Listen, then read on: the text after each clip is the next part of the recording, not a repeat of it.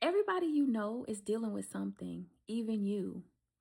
And a lot of us, we're trying to deal with things on our own, but it's okay to admit that you don't know what you're doing. It's okay to say, I'm struggling with my thoughts. I'm struggling with the management of this period of my life.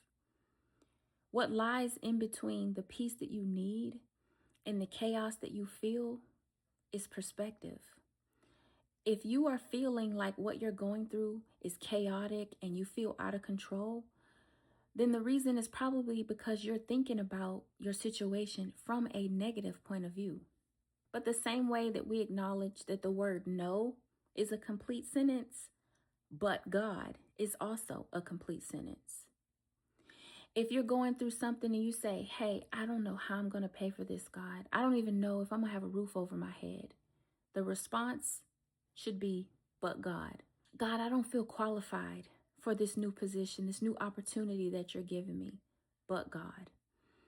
God, you've asked me to transition into something new, but the fear that I have is taking over my life, and I can't take that first step because I'm scared.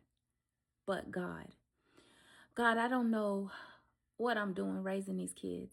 They're all over the place. I'm doing my best. I don't know what's going to happen, and I don't know what else to do. But God.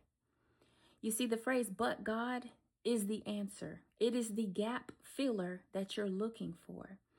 You are trying to do the work of God, and that is why you're experiencing feelings of anxiety, depression, and all of these other emotions that you actually have control over. When you change the way that you think about your situation, it will change the way that you deal with the situation. It doesn't mean that bad situations won't happen, but your way of viewing the situation will completely change. You're not expected to know what's going to happen. The beauty is in the process, not the outcome. If you open your Bible to James chapter 1, verse 2, God says that he wants us to count it all joy when we go through trials and tribulations.